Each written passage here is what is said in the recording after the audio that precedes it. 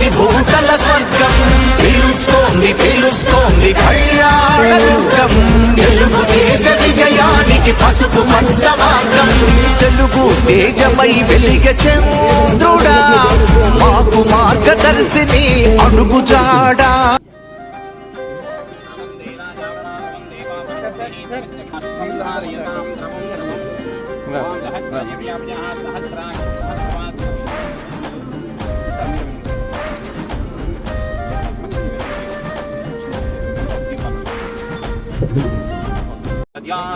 प्रपद्यामि सव्याजाताय वै नमो नमः. भवे भवेनादि भवे भवस्व मां भवोद्भवाय नमः.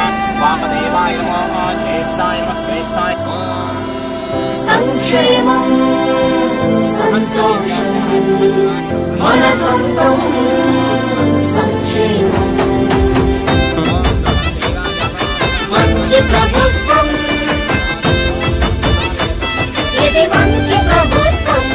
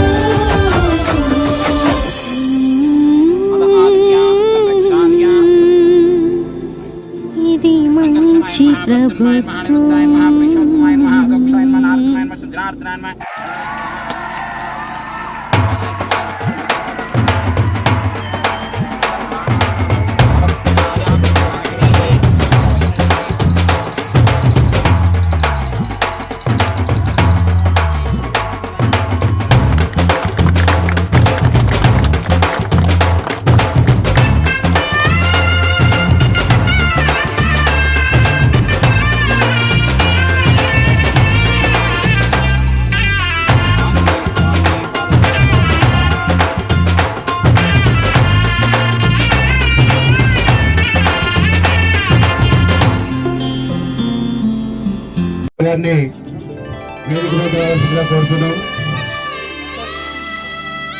అదేవిధంగా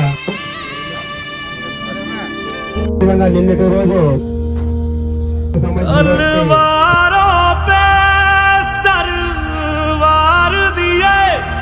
శాసనసభ్యులు అమలేశ్వరం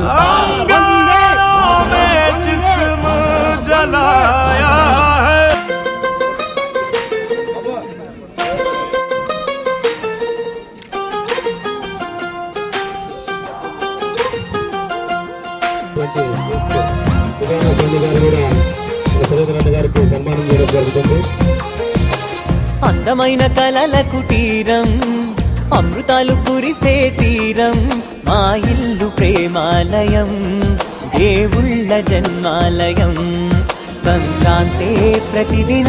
ప్రభుత్వం చేసేటువంటి ఇండస్ట్రియల్ పార్క్ కోసము తమరు సమయం కేటాయించినందుకు ప్రత్యేకమైన ధన్యవాదాలు సార్. సో మన గౌరవ ముఖ్యమంత్రి గారి యొక్క నిర్మాణంలో మార్గ నిర్దేశంలో ప్రతి కాన్స్టిట్యున్సీ కూడా ప్రతి నియోజకవర్గానికి ఒక ఇండస్ట్రియల్ పార్కు ఉండాలి. తద్వారా పక్కనున్నటువంటి విలేజెస్ కానీ పబ్లిక్ కానీ డైరెక్ట్గా ఇండైరెక్ట్గా అభివృద్ధి చెందాలనేటువంటి ఒక మంచి ముందు చూపు, ఒక విజన్ 2047 ఉద్దేశంతో ప్రతి నియోజకవర్గంలో ఒక ఇండస్ట్రియల్ పార్క్ని చేయమని ఆదేశించారు.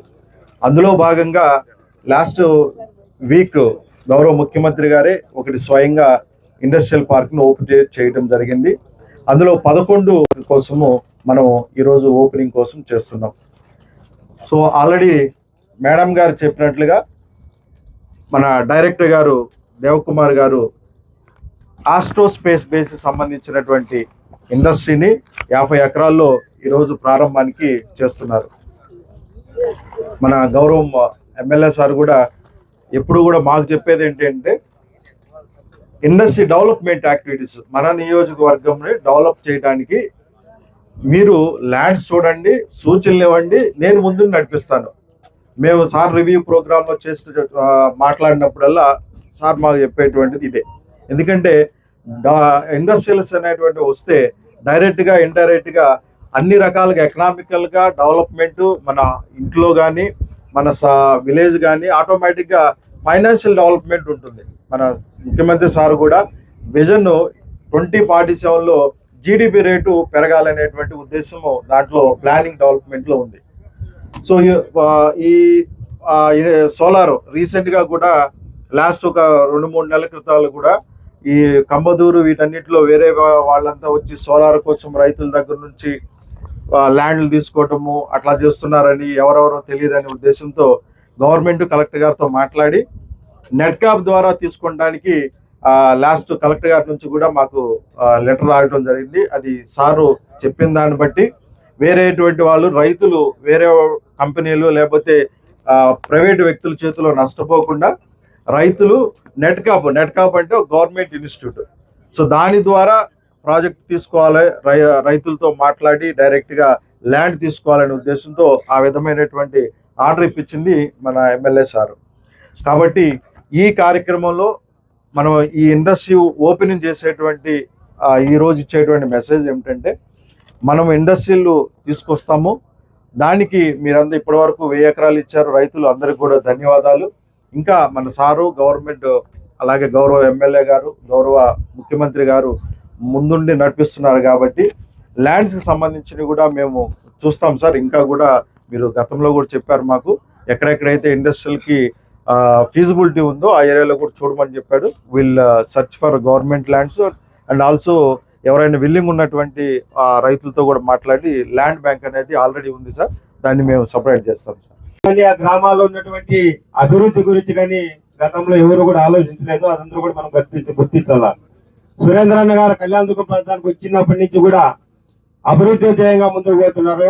అభిలేనంటే అభివృద్ధి అంటే అభిలేన విధంగా ఆయన చేస్తున్నాం, మనం అందరూ కూడా చూస్తున్నాం. 5 రోజుల్లో తన కూతురు పెళ్లి పెట్టుకొని కూడా అంత షెడ్యూల్లో కూడా ఈ రోజు కళ్యాణదుర్గంలో ఉన్నటువంటి మారుమూల ప్రాంతాల్లో అభివృద్ధి చేసేది. వాళ్ళు నాకు డేట్ ఇచ్చినారు, ఈ డేట్ మిస్ అయితే మళ్ళీ ఎప్పుడు వస్తారో ఏమో అనే ఉద్దేశంతో అక్కడ తన పెళ్లి పనులు కూడా వదిలేసుకొని ఇటుకి రావడం మేము చాలా అదృష్టంగా కూడా భావిస్తున్నాము.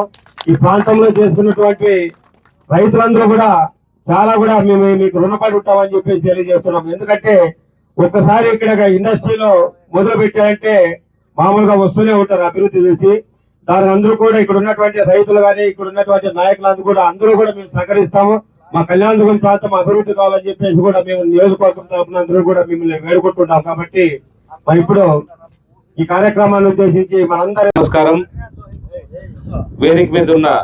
వేదిక అధ్యక్షత వహించిన వెంకటేష్ గారికి, అలాగే వేదిక మీద ఉన్న జడ్ఎం మన ఆర్డీఓ గారికి, నూతనంగా ఎన్నికైన మార్కెట్ యార్డ్ చైర్మన్ గారికి, అలాగే మా సీనియర్ నాయకుడు మల్లికార్జున గారికి, నూతిమడుగు, తిమ్మ సముద్రం, తిప్పపురం గ్రామస్తులందరికీ పేరు పేరున నా ధన్యవాదాలు తెలియజేస్తున్నా.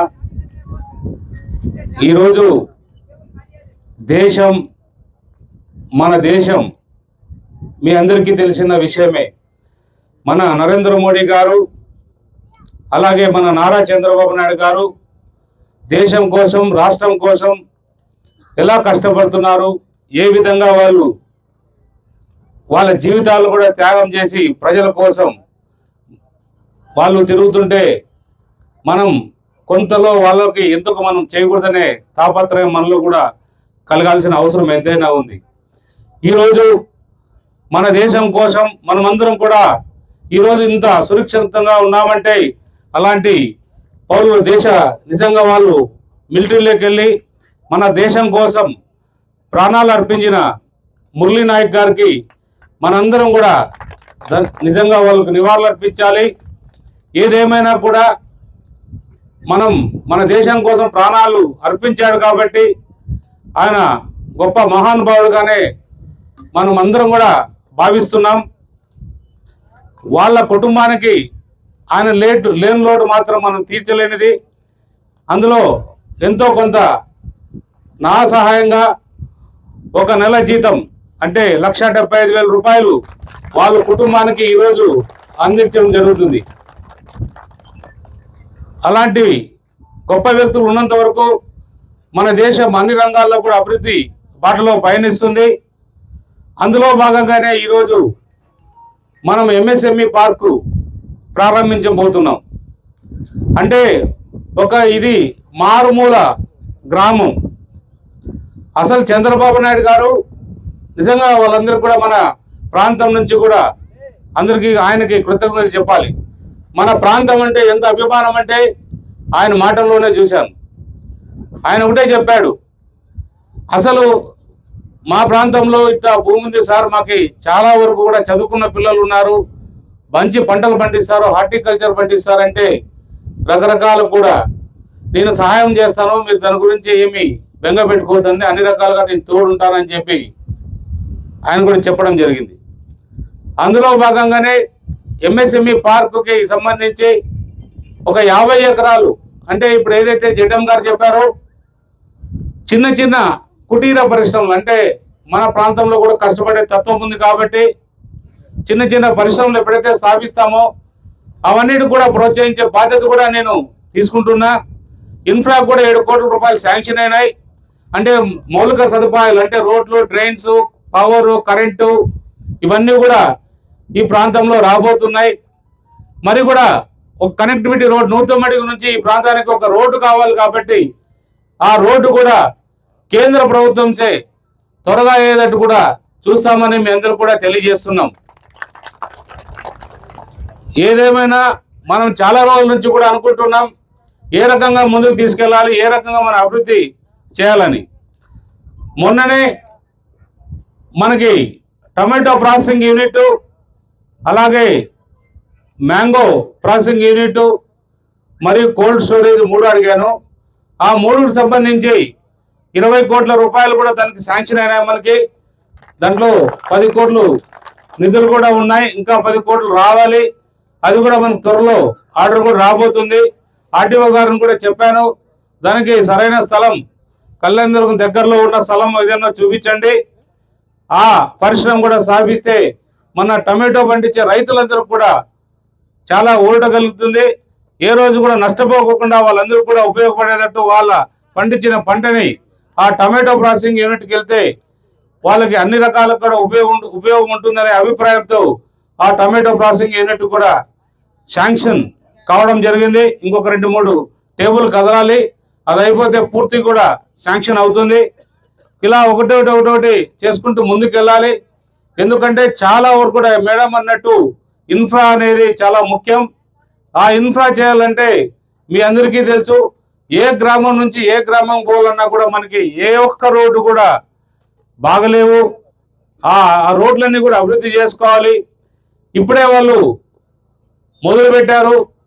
గడిచిన 5 ఏళ్ళు ఏదైతే ఉందో జగన్ రెడ్డి ప్రభుత్వం ఏదైతే ఉందో పూర్తిగా నిర్వీర్యం చేసేసింది. ఏ రకమైన అభివృద్ధికి నోచుకోకుండా పూర్తిగా రైతులను కానీ ప్రజలను కానీ ఎక్కడ కూడా వాళ్ళకి ఏమీ తెలియనట్టు పూర్తిగా మొత్తం ప్రభుత్వం అంతా అవినీతిలో కూరుకుపోయి ఈరోజు మనం 5 ఏళ్ళు వెనకబడి, 5 ఏళ్ళు కాదు మనం 20 ఏళ్ళు వెనకపోయినాం. అలాంటి తప్పు మరీ కూడా జరగకూడదనే ఉద్దేశంతో మన ముఖ్యమంత్రి చంద్రబాబు నాయుడు గారు నిన్ననే చెప్పారు, అది ప్రజల తప్ప మన తప్ప తెలియదు కానీ 5 ఏళ్ళు 2014 నుంచి 19 వరకు కూడా బాగానే చేశాం. మన రాజధాని కట్టాలనుకుంటున్నాం, పోలవరాన్ని కట్టాలనుకుంటున్నాం. ప్రజల తీర్పుతో ఆ 5 ఏళ్ళు కాదు కదా, మరి కూడా 15 ఏళ్ళు వెనక్కి వెళ్ళాం. మరి ఇప్పుడు మన రాజధాని నిర్మాణం, మరి పోలవరం నిర్మాణం, అలాగే మన గ్రామాలన్నీ కూడా నిర్మించుకోవాల్సిన అవసరం ఎంతైనా ఉంది. ప్రతి గ్రామానికి కూడా నీటి సౌకర్యం లేదు, ప్రతి గ్రామానికి కూడా రోడ్లు లేవు, ప్రతి గ్రామానికి కూడా హాస్పిటల్స్ కూడా లేవు. అంటే ఈరోజు నిజంగా మనం ఒకటి గమనించాలి, హాస్పిటల్ అంటే మనకు ఆర్టీటీ హాస్పిటలే గుర్తొస్తుంది. నిజంగా అది చాలా గొప్ప విషయం. మన ప్రాంతంలో ఆర్టీటీ సంస్థ నడుపుతున్న ఈ హాస్పిటల్స్ కావచ్చు, స్కూల్స్ కావచ్చు, ఇవన్నీ కూడా ప్రజలు శ్రేయస్సు కోరి వాళ్ళు ప్రజాసేవలో నిఘ్నమై మన ప్రాంతానికి అభివృద్ధి చేస్తూ నడుపుతున్నారు. వాళ్ళ విషయాన్ని కూడా మన ముఖ్యమంత్రి గారి దృష్టికి తీసుకెళ్ళాం. కొంత ఈ వారు తగ్గిన తర్వాత కూడా మన అమిత్ షా గారి దృష్టికి తీసుకెళ్తే ఆ సమస్య కూడా పరిష్కారం చూసామని మీ అందరికి కూడా తెలియజేస్తున్నాం. ఏదేమైనా కూడా మనం అందరం కూడా కలిసిమెలిసి మన ప్రాంతాన్ని అభివృద్ధి చేసుకుందాం. పార్టీలకు అతీతంగా ఏమైనా మీకు సమస్యలు ఉంటే కూడా వస్తే మా దృష్టికి తీసుకొస్తే ఆ సమస్యలన్నీ కూడా పరిష్కరిస్తాం. ఏ రకమైన ఇబ్బందులు కూడా కలుపుకుండా చూసే బాధ్యత మాది. నిన్ననే ప్రజెంట్ జెడ్పీటీసీ అంటే వైసీపీ పార్టీకి సంబంధించిన ఒక జెడ్పీటీసీ కుందుర్పి జెడ్పీటీసీ యాక్సిడెంట్ అయింది. వాళ్ళతో ఇంకొక అతను కూడా వాళ్ళ పార్టీకి సంబంధించిన అతనే. ఇద్దరు, ఒక అతను చనిపోయాడు, ఒక అతను సీరియస్ గా ఇంజూరీ అయినాయి. బెంగళూరుకు పోతున్నామని చెప్పారు. బెంగళూరులో హాస్పిటల్తో మాట్లాడాము. వాళ్ళ తమ్ముడు ఫోన్ చేసి కొంత ఆర్థిక ఇబ్బందులు ఉన్నాయి, ఆర్థిక సమస్యలు ఉన్నాయి, కొంత ఆర్థిక సహాయం చేయమని కూడా అడగడం జరిగింది. తక్షణమే నేను ₹1,00,000 ఈరోజు మన వాళ్ళు వెళ్ళి అక్కడ పార్టీ వాళ్ళు వెళ్ళి ఆ జెడ్పీటీసీ వాళ్ళ కుటుంబానికి ₹1,00,000 సహాయం చేస్తున్నారు. అలాగే చనిపోయిన కుటుంబానికి ₹25,000 కూడా ఇస్తున్నారు. ఏదేమైనా కూడా ఇప్పుడు ఏదైతే మనం అనుకుంటున్నామో దేవేందర్ కుమార్ అనే వ్యక్తి సైంటిస్ట్, అంటే వాళ్ళ దేశం కోసం ఎప్పుడు దేశాన్ని ఎలా ముందు నడిపించాలనే దాంట్లో వాళ్ళు ముందుండి, మనం సైంటిస్టులు అంటే మీకు కూడా గుర్తొస్తుంది మన అబ్దుల్ కలాం గారు, మన దేశ రాష్ట్రపతిగా కూడా ఆయన ఎన్నో సేవలు చేశారు ఆయనని. అలాంటి వాళ్ళు సైంటిస్టులుగా ఉండి ఇప్పుడు మన ప్రాంతానికి వచ్చి మేము కూడా ఇక్కడ astro base space training centre ఒకటి కట్టబోతున్నాం 35 కోట్లతో అంటున్నారు. అంటే ఒక్కసారి ఒకటికైనా స్పేస్ వచ్చిందనుకో అలాంటి కంపెనీలు 100లో కూడా ఈ ప్రాంతానికి వచ్చే అవకాశాలు ఉంటాయి. ప్రతి ఒక్కరు కూడా ఇలాగా దారి పడతారు, ప్రజలకి ఉపాధి దొరుకుతుంది, ఉద్యోగాలు వస్తాయి. అన్ని రకాలు కూడా మన ప్రాంతం సురక్షితమైన ప్రాంతంగా కూడా రాబోయే కాలంలో ఉంటుంది. దేశమంతా కూడా ఈరోజు మనం వార్ చేస్తున్నాం. వార్లో వాడుతున్న ప్రతి వస్తువు కూడా తయారయ్యేటట్టు మన ప్రాంతం నుంచి కూడా తయారయ్యేటట్టు కూడా చేయగలిగితే మన కళ్యాణదుర్గ ప్రాంతం చిత్రపటం దేశంలో ఎక్కడో నిలుస్తుందనేది మనందరి ఆశ. ముఖ్యంగా నా కోరిక కూడా వీలైనంత వరకు కూడా ప్రయత్నాలు చేద్దాం, అన్ని కూడా ప్రయత్నాలు చేద్దాం, కావడానికి కృషి చేద్దాం, తీసుకొద్దాం. ఏదేమైనా కూడా మీరు కూడా ఇక్కడ ఉన్న ప్రాంతాల వాళ్ళు కూడా చిన్న చిన్న కుటీర పరిశ్రమలు ఏదో పెట్టుకోవాలనుకుంటే మొన్ననే మన ముఖ్యమంత్రి గారు బంగారు కుటుంబం P4 అనే ఒక కార్యక్రమాన్ని కూడా ప్రారంభించారు. నిజంగా మీలో ఎవరైనా ముందుకు వస్తే నేను కూడా ఒక 15-20 మంది వ్యాపారస్తులను తీసుకొచ్చి ఒక కుటుంబంకి అటాచ్ చేసి వాళ్ళకి ఆర్థిక సహాయం చేసే విధంగా కూడా మన ముఖ్యమంత్రి గారు ఏదైతే చెప్పారో బంగారు కుటుంబం అనే దానికి మా సహకారం కూడా మా వాళ్ళ ద్వారా కూడా మన వాళ్ళ ద్వారా కూడా చేయించి ఒక 10-15 కుటుంబాలను కూడా ఆదుకునే విధంగా కూడా చేస్తామని ఈ సభాముగా మీకు తెలియజేస్తున్నాను. ఇంతకన్నా మనం ఎక్కువ రాజకీయాలు మాట్లాడుకోకూడదు. ఎందుకంటే మనం ఒక ఇండస్ట్రీస్ని స్థాపించాలనుకుంటున్నాం. ఎవరి మనసు నొప్పించకూడదు అనేదే నా తాపత్రయం. ఏదేమైనా కూడా ఇక్కడ నూతిమడుగు కావచ్చు, తిమ్మ సముద్రం కావచ్చు, లేదా తిమ్మాపురం, వీళ్ళందరూ కూడా అందరికీ ప్రతి ఇంటిలో కూడా రాబోయే ఈ 1200 ఎకరాలు ఎప్పుడైతే డెవలప్ అవుతుందో ప్రతి ఇంటికి ఒక ఉద్యోగాలు చూసే బాధ్యత కూడా తీసుకుంటానని సభాముగా తెలియజేస్తూ ఈ అవకాశాన్ని ఇచ్చిన మీ అందరూ కూడా కృతజ్ఞత తెలియజేస్తున్నాను. జై హింద్.